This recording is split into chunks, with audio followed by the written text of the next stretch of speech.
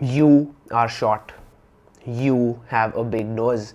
You have terribly small lips. You have weird ears. You are ugly.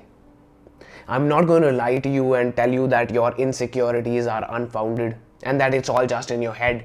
Let me put it this way. I'm not going to disrespect you by discrediting your insecurities. I mean, you're not dumb, you're not delusional, right? Your insecurities are valid, they make sense, they are all true. You do have those flaws, you do have those shortcomings, and so you do have those insecurities.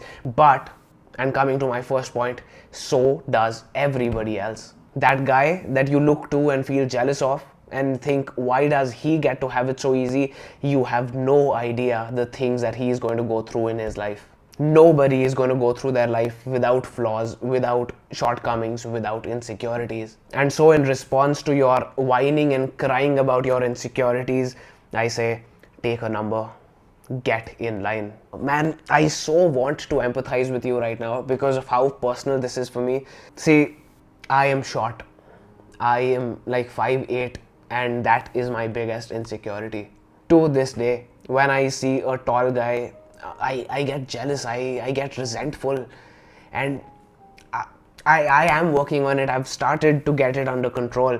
At least I've stopped using that as an excuse, and that's progress. So yes, because I relate with how you feel, I want to tell you, yes, it sucks. Yes, it's unfair. Yes, life is unfair. Yes, you didn't deserve this to happen to you. Yes, you shouldn't have had to go through this problem.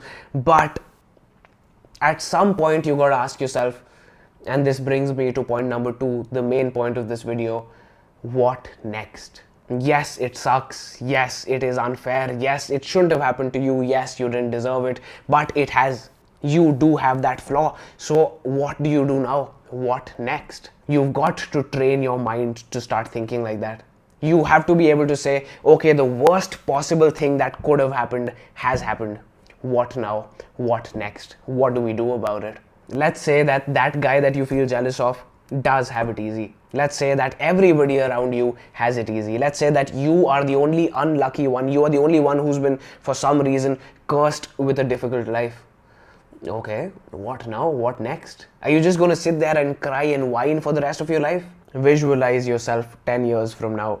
So if you're 20 right now, visualize your 30-year-old self. Now, that flaw is not going anywhere, is it?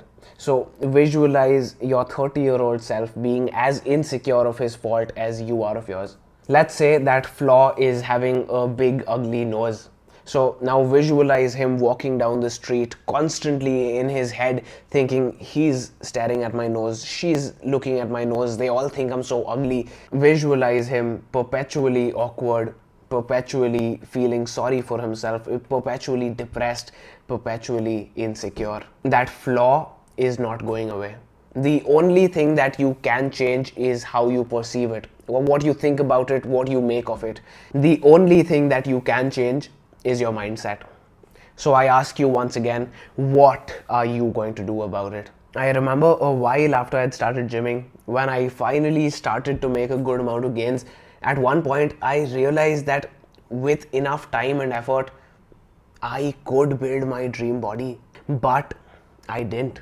For multiple years, up to like 2 years ago, I never made it my purpose, I never made it a goal to build my dream body. I never gave it my 100%. I always half-assed it because I thought, what's the point? What's the point if even after I put in my 100%, I give it all my time and effort and finally build my dream body, a 6-foot guy with an average build will still look better than me. And so I didn't put in the work.